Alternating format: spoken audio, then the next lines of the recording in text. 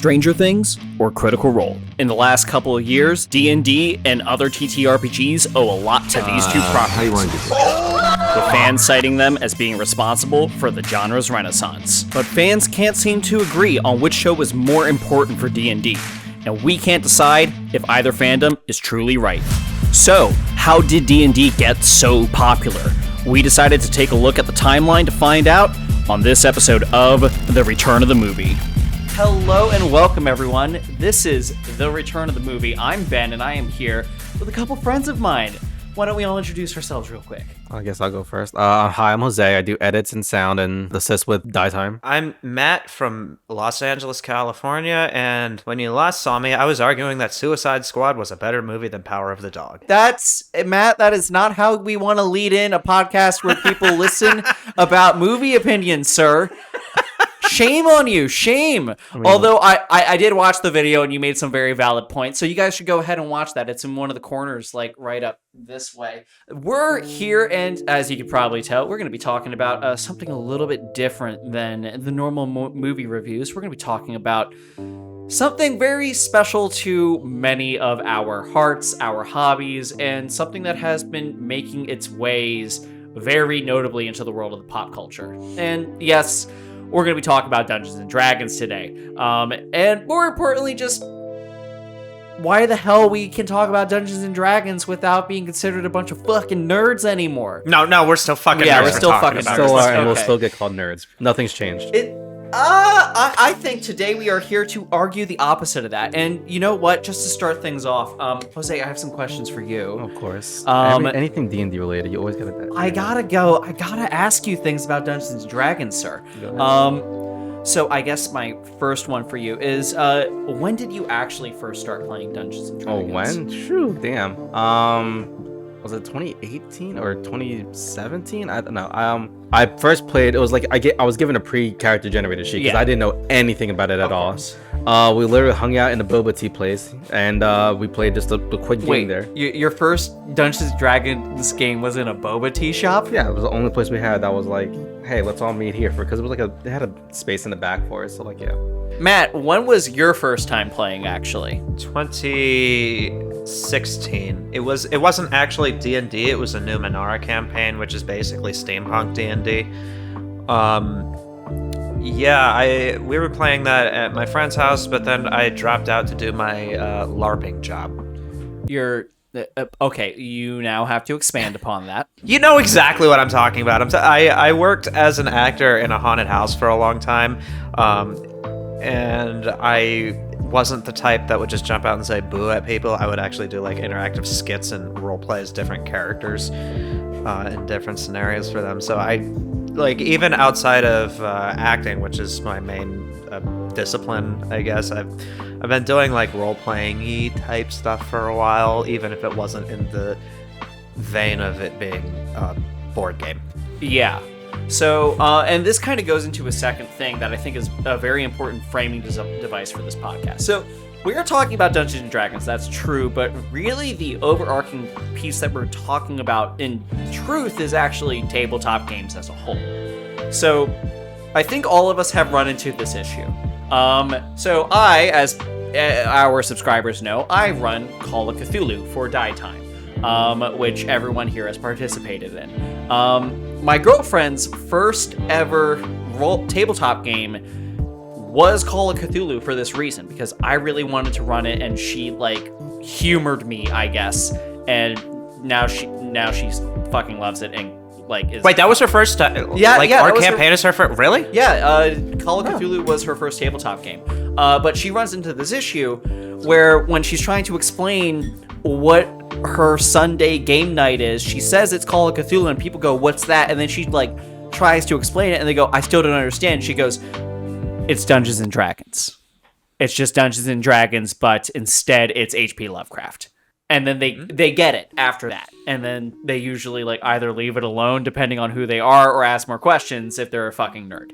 By the way, for those of you interested, I'm actually also part of that campaign, and Ben threw me in jail. Well, you know what? You rolled really poorly, and sometimes that's just what happens, Matthew. Hey, at least you didn't end up in a psych ward.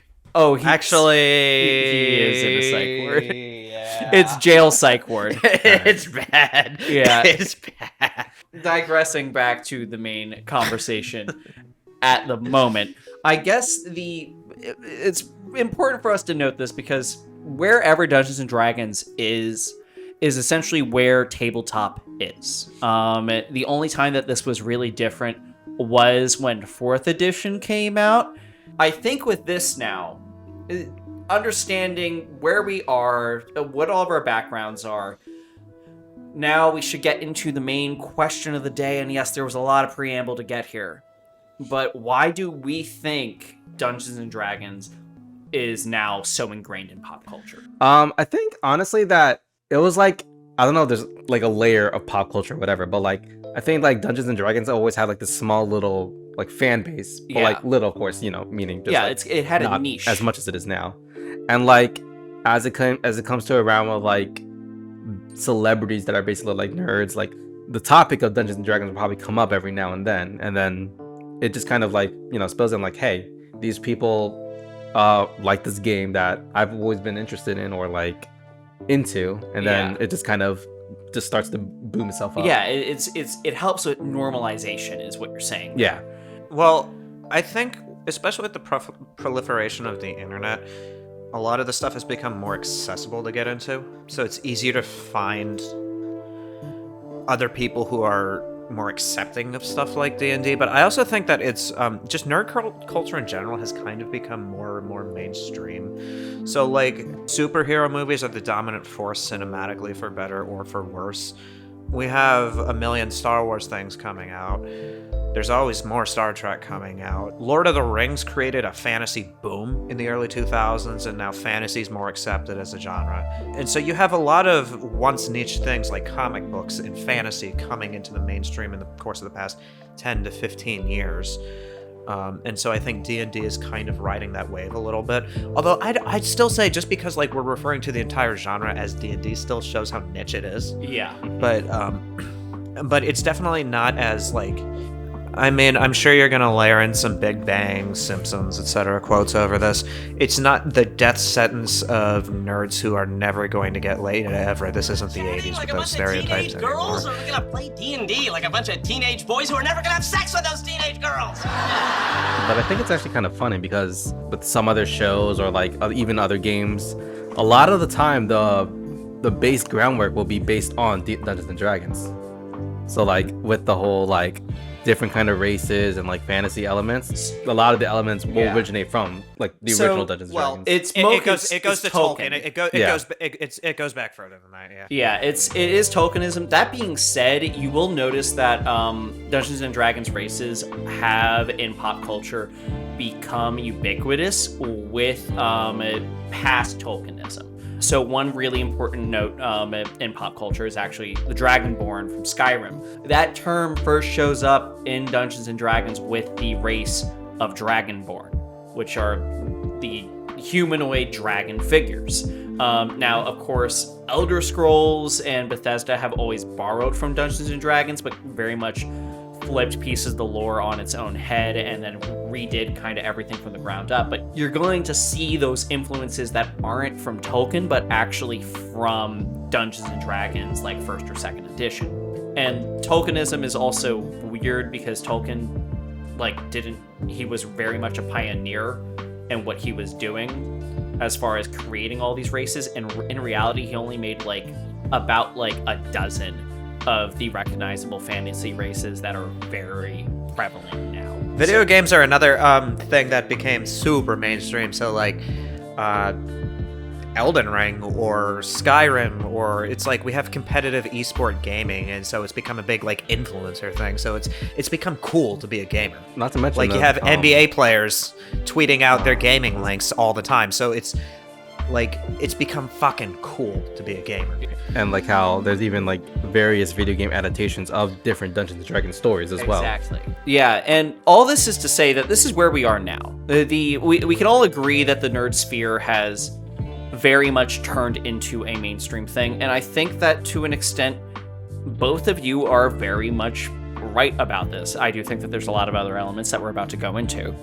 but there is an element of normalization, and there's also an element of the fact that nerd culture has made its way into being pop culture, as usually what happens with counterculture over time, because counterculture always turns into pop culture when you give it about a decade or two. So, now moving on to the actual subject of time, let's get into the motherfucking timeline. So, to start things out, 1971, Chainmail was released, and this is considered a role-playing game, but it's a little bit different. Matt, you did some research on this. Could you give us a little tidbit?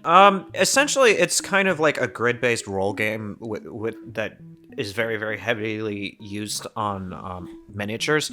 It's actually derived from an earlier 1967 game called Siege of Bodenberg, which is a medieval-based war game. Once again, based with miniatures, but a lot of these are based on like almost Risk-style board games. Yeah. Where it's very much about positioning and using different units. There is, with Chainmail, there is a fantasy element to it, and it was pretty successful in its circulation. Because when it first came out, it started selling like a couple hundred, like 100 copies a month, which for then was success. But a lot of the illustration model designs that they used were, again, derived from Tolkien. And Tolkien kind of had a huge influence, like, especially in the 70s, you see a lot of Tolkien influence. So, like, I'm going to talk about music for a second. Can I talk about prog rock now? Oh, we're going to jump into the prog rock. Technically speaking, yeah, that's our 1960s slot, so go ahead. Let's rewinding time. For those of you who don't know what prog rock is, it's essentially rock music that didn't want to just be influenced by the 12-bar blues, rock and roll stuff that was dominant in the 50s and 60s. So think Beatles, Elvis Presley, Buddy Holly, like people like that, or Chuck Berry. But prog rock takes more influences from jazz and classical structures, and the lyrics tend to be a little bit more philosophical, and sometimes the lyrics tell complete stories. So an example of this is Rush's 2112, where it's a 20-minute song that is basically a rock opera. But one of the facets of prog rock is that there were always philosophical and sometimes fantastical elements to the lyrics. So lots of Tolkien influence. Rush, for example, on the Hemispheres album, sings about Greek god myths. Peter Gabriel Genesis sings about medieval concepts on selling England by the pound. I mean, they're even playing a fucking lute on that album. And this is something that was not like it was very prevalent in prog rock, but we also can see very obvious elements of it in, unless you've been living under a rock, Led Zeppelin quotes The Lord of the Rings all the fucking time. They quote Tolkien all the time, and except they always sang about how much they get laid. So, I guess, yeah, you know what? You can balance out, like, talk about Tolkien in the 70s with also, like, clearly the cool guys can't also be the nerds, right? Right, Jose? I feel like you're attacking me. I don't know why. And then, also in the 70s, you have those early animated Lord of the Rings films when those came out. Oh, gosh. So the Tolkien kind of had fingerprints all over niche 1970s nerd culture. So this gets into the next bit. This game, Chainmail 1971, we've established that this is one of the earliest fantasy games that was tabletop, miniature based. However, we would all agree, even though it has the RPG label, it was not necessarily a role-playing game. It was mostly a war game, a lot more like what we would now compare to modern-day Warhammer. So then 1974 comes along, and we get D&D First Edition. Except D&D First Edition was not the first game to come out. Also 1974, we get M.A.R. Baker's Empire of the Petal Throne, which is actually the first tabletop RPG. It's my understanding that this was a very simple game. You had very limited lore, limited mechanics, and it was just trying to tell you a story that you could sort of play through and had open-endedness. That being said, at the same time, Gary Gygax's Dungeons & Dragons First Edition comes out and completely blows it out of the water and becomes this pop storm over the course of many years. And then we get here, and everything's looking good. And of course, we have this whole prog rock renaissance. Tolkin is being used by Led Zeppelin and everything, and we're finishing out this era. And then 1980 comes along. And now we have what we all know as the Satanic Panic. Well, let me set the stage with the Satanic Panic. So, the Satanic Panic was the worry that media, various pieces of media, music, movies, games, etc., were corruptive influences on society. There was an interesting series of documentaries made on metal music, for example, and they were called it's a two-parter documentary called The Decline of the Western Civilization. And while those documentaries don't have the thesis that it's causing that, it's kind of like playing off of that. In December 1982, a man named Richard Delmer Boyer murdered an elderly couple by stabbing them multiple times. The defense used was that he saw the movie Halloween 2 under the influence of PCP, marijuana, and others. So you have a couple of different 80s panics right there. Drugs, and corruptive influences of media, and alternative media. So like horror movies like Halloween 2. But the rest of the Satanic Panic was just like anything that wasn't considered, I guess, good Christian values, as some people might say. But how this ties into D&D is that in 1988, Chris Pritchard murdered his stepfather, Leith von Stein, in order to inherit the family's fortune, which they made from being a dry clean chain owner. He did this with two accomplices, and in 1990, there was during the 1990 trial about all of this, there was a panic where they blamed D&D for corrupting his mind, and how he and his two accomplices would play D&D and ritualistically enact the murders before they did it. So D&D very much got tied in with that tile. It was total nonsense, and all three accomplices later got paroled for becoming good boy, born-again Christians, but that's a different story for a different time. And you would actually see these kind of reactions later on with... I just had this thought, Columbine. But one of the things that people latched onto with that while they were trying to search for meanings and motives and all that was that the two kids who did it liked heavy music. Like, if you go back and you watch those documentaries that were done, or the, more appropriately, the propaganda hit pieces that were made to go after Dungeons & Dragons, some of which referring to this actual murder trial, you'll see these really weird sort of acted out things that the entire time you're watching this, you see this kid that's just like, I didn't want to do it, but the Dungeon Master made me. And the Dungeon Master is not being depicted as like this, like, we're going to go into the nerd stereotypes, but he's not being depicted as like the D&D nerd sitting behind a screen with a bunch of like beard and like very unkempt. No, instead he's depicted as this standing like very pale teenager or like young adult who's just constantly always staring down at you like this with his chin straight, and telling you, no, you must actually kill, and he's like, I don't want to kill, but then he does it anyway, as if somehow Dungeons & Dragons is a spell that you cast on your friends in order to make them do your will. I can't get you fuckers to follow the plot in most of the live streams.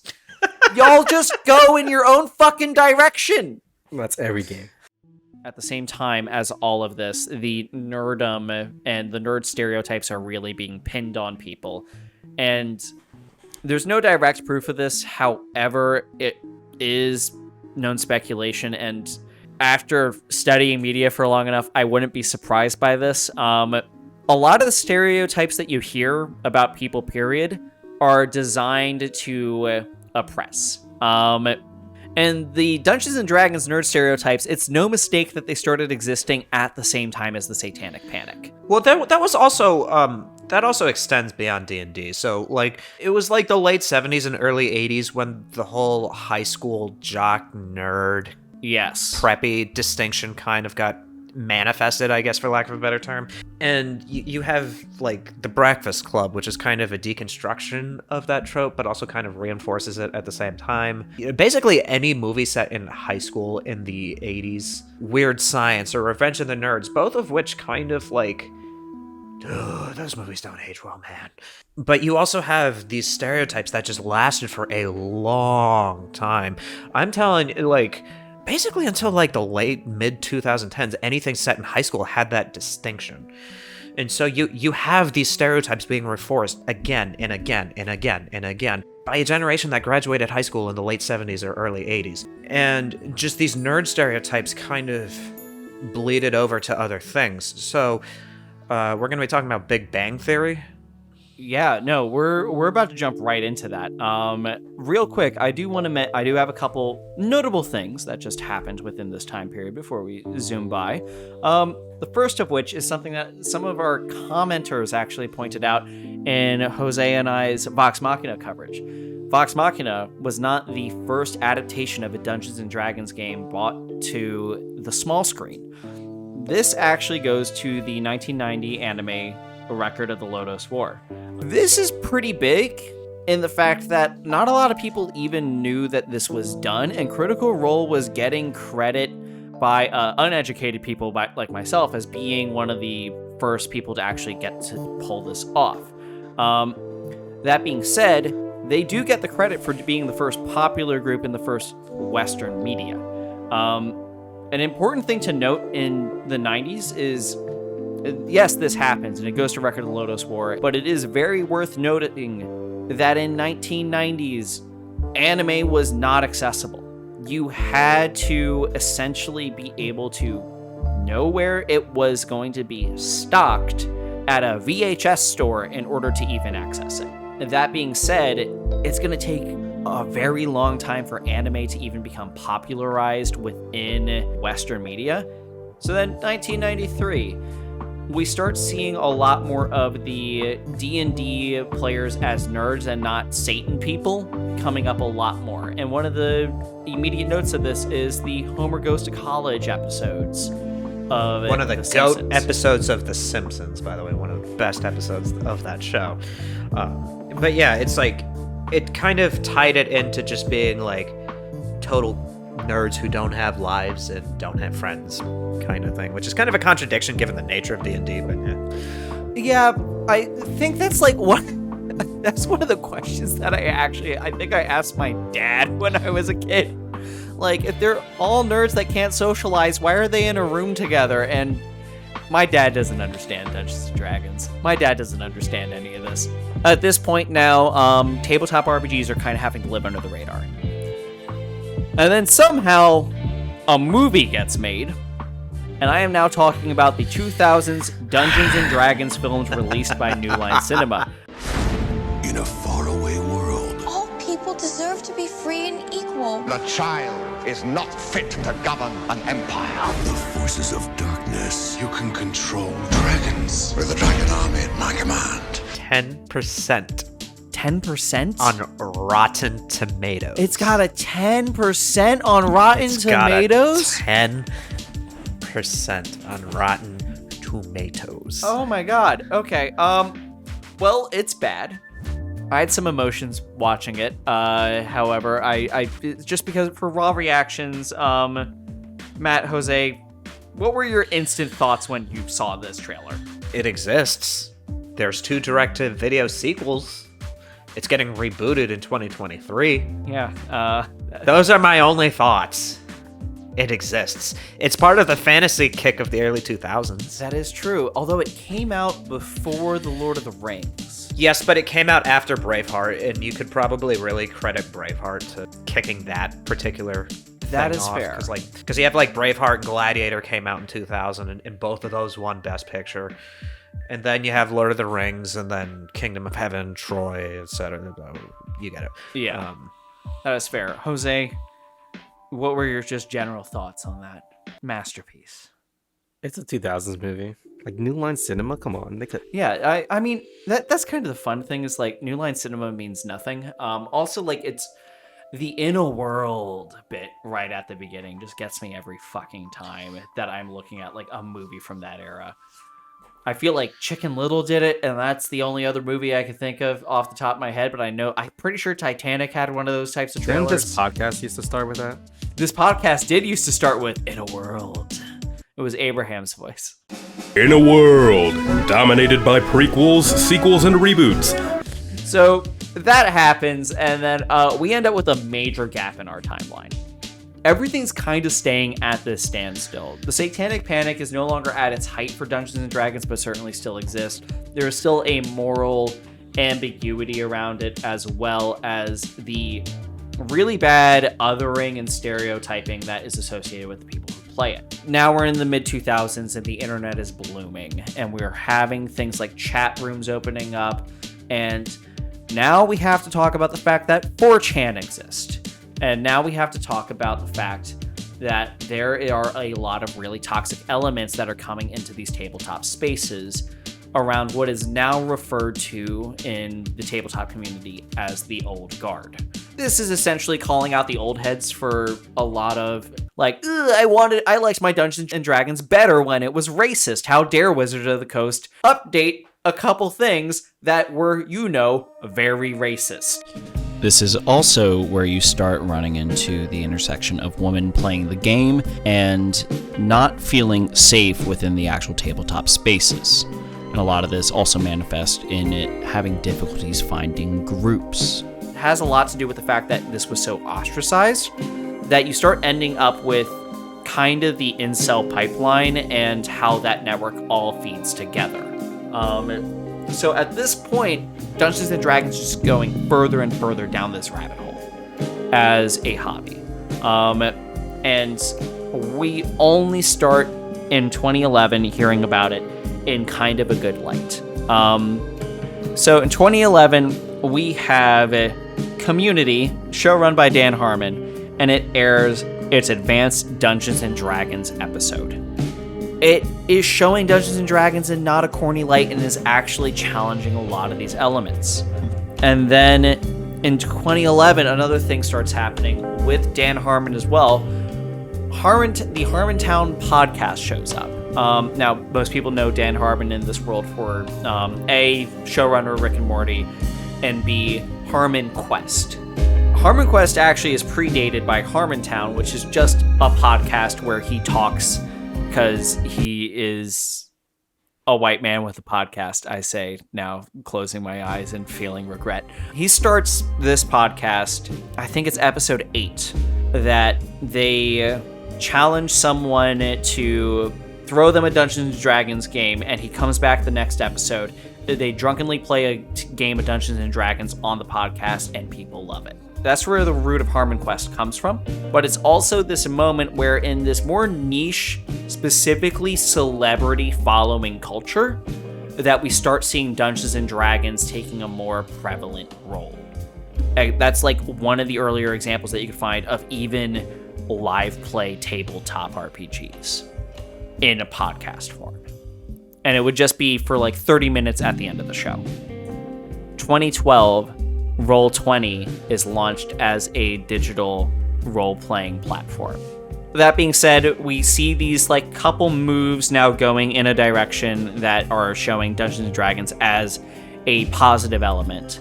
But then 2013, we get another major pop culture factor to this, and we have the Big Bang Theory. So the Big Bang Theory actually features Dungeons & Dragons in a number of episodes, but I picked this one because there's a plot line about Sheldon and his girlfriend not being able to be sexually intimate with each other, and so they decide to have their D&D characters have sex by proxy at the end of the episode. Yeah, I mean, it's the Big Bang Theory, and so anything that the Big Bang Theory brings up is kind of associating nerd culture with these very, very, very, very bad stereotypes. And so it kind of has a tendency of dragging everything it mentions down with it. I will give them credit.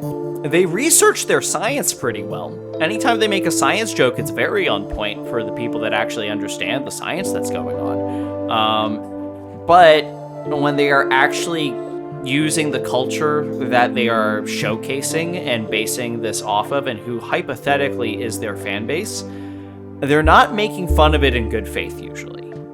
Yeah, that show kind of just associates anything with science, anything with interest in comics, movies, or fantasy, or gaming on more than just a surface level as weird and bad, and you're not a normal person and you deserve to be made fun of, is kind of the attitude that the show comes from. And so that's like one of the things that pissed a lot of people off with that show. And so by showing plot lines like that around D&D is kind of how like it just further reinforces certain stereotypes. Now we have a 4th edition coming out in 2014.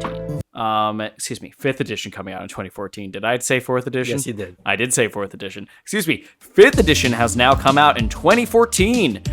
And this is what people, when they play Dungeons & Dragons, this is what they play now. And say what you will about 5th editions, it has many flaws as far as its game design is concerned, but it is ultimately the easiest Dungeons & Dragons has ever been. It was designed specifically so that new players could get into it without feeling overwhelmed. Which is saying a fucking lot, because it's not the easiest system out there by far. But it makes things easy enough and is more marketable than what they had going on in 4E. And this now comes into the forefront with Critical Role airing its first episodes in 2015. And we all know exactly how successful that's going to turn out. Harmon Quest is 2016, and Stranger Things are 2016. Stranger Things, I know at least, is what a lot of people will come up to me and say Stranger Things is what popularized D&D. And I just don't know if I believe that. I don't know that I buy that, but I do think that, like I said, we're at a point where 2016, okay, so Infinity War's a year off, but the MCU has fully established itself as the dominant force in movies by that point. I just think it's like nerd culture officially became mainstream. We had a lot of 80s nostalgia happening right around that time, so it wasn't just Stranger Things. You had it. Star Wars was getting rebooted, and they were only following sequels to the 80s movies. You have Halloween getting rebooted. You have Ghostbusters getting a sequel, because I think the initial reboot was 2016, wasn't it? Yes, it was. So you have comics, sci-fi, fantasy, just all like kind of blowing up and becoming the dominant forces in pop culture.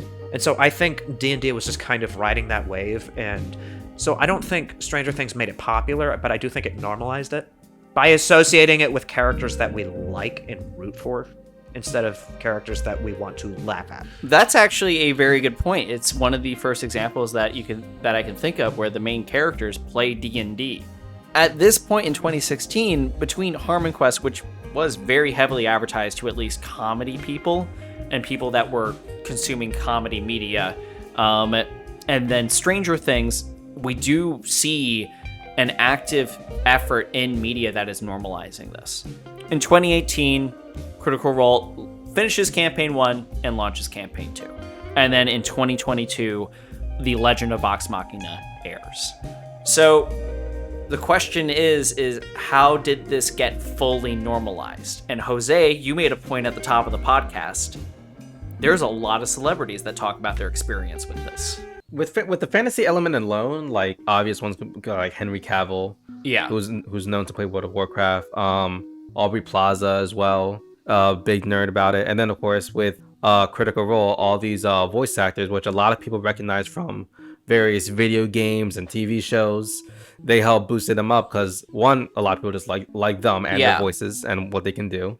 So like them bringing their characters to life through just the voice alone is what helped the podcast boom up, and then really just help spread with like the whole D&D influence basically to the viewers' friends and other people that they know, and just to get a share with it. Harmon Quest also had like a lot of celebrities on as guests, because that was kind of the appeal, is that you have the main cast with a different guest each time. And so you have Paul F. Tompkins, Kumail Nanjiani, Aubrey Plaza, Chelsea Peretti, people like that. You also have David Benioff and D.B. Weiss have also come out and said how influential it was to them. Now, you can say what you said about Game of Thrones seasons 7 and 8, But, you know, they created some of the best seasons of television we've ever seen. You have Jon Favreau, who is overseeing both MCU and Star Wars duties, doing it. You have Matthew Lillard, you have Joseph Gordon-Levitt, Stephen Colbert, I think is how it's actually pronounced. You have Vin Diesel, who has, like, the ultimate tough guy look, but he loves D&D. And we're not even talking about The Rock, who was this wrestler, he played football in both, like, at Miami, which had one of the biggest, baddest images around its football program. And I mean, it's Miami. And so he has this image of just, like, the shining, hulking example of cool masculinity, but he likes D&D.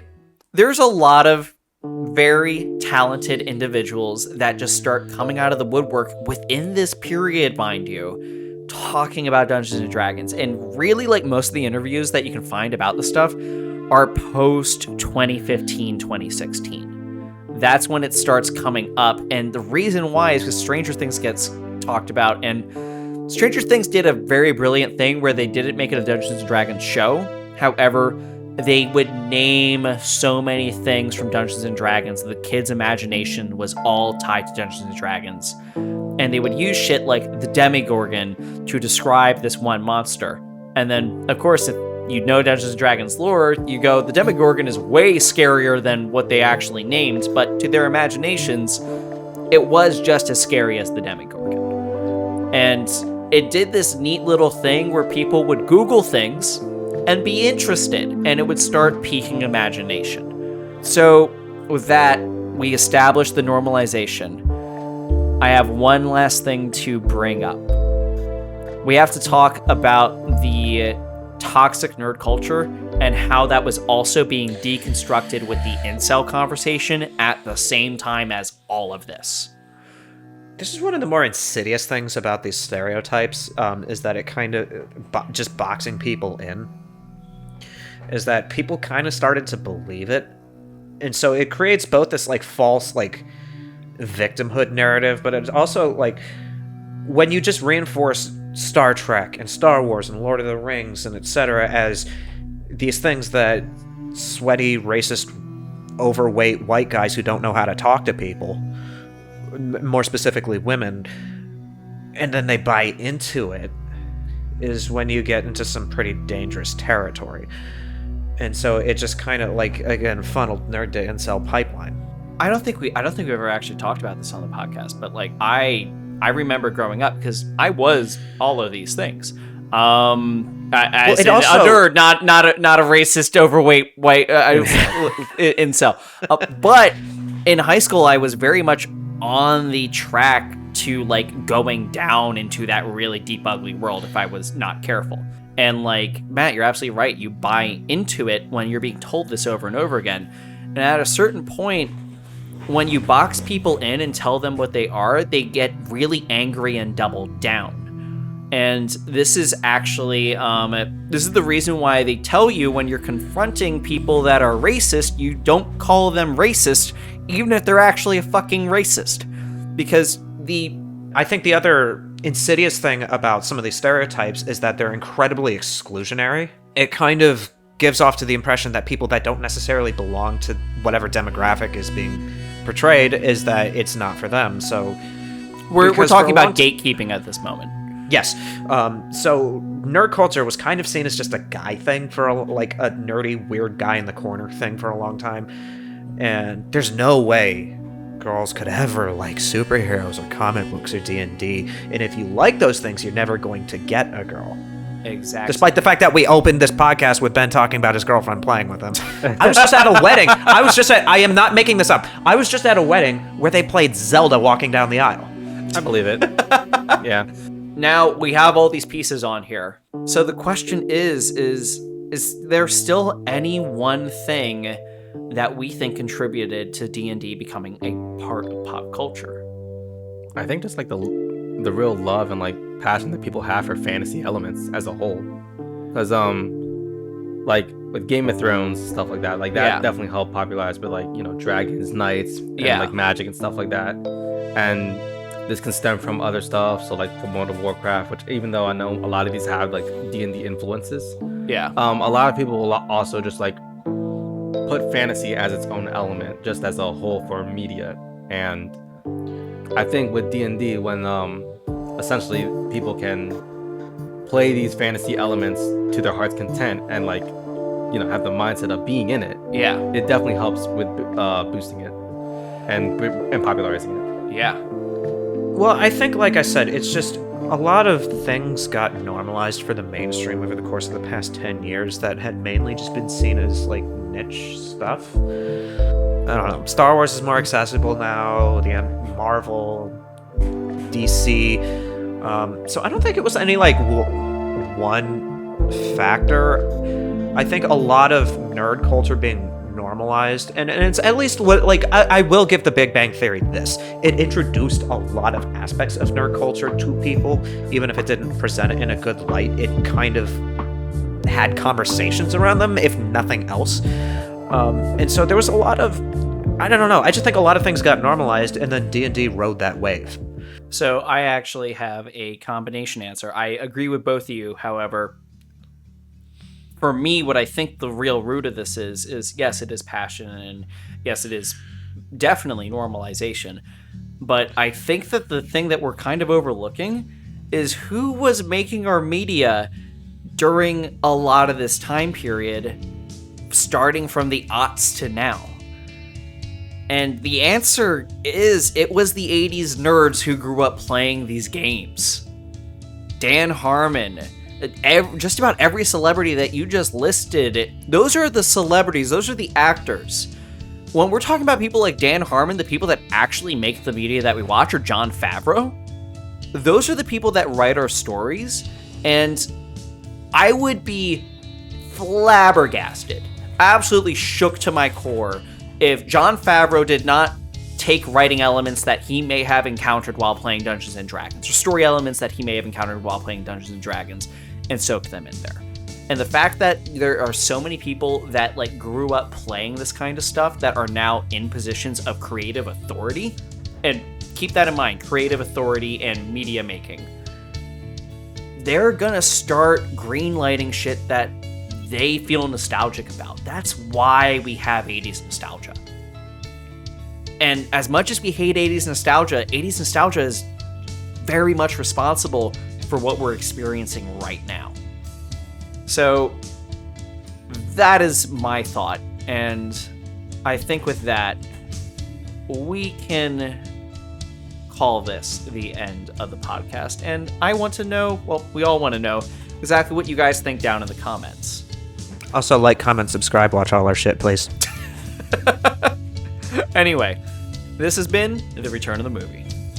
Hey, Ben here. This video took a little bit longer to edit than normal, so our schedule has been a little bit thrown off. However, we should be back to normal videos after this. Regardless, if you enjoyed it, go ahead, tell your friends, and leave us a review on any of your podcasting apps. Bye-bye.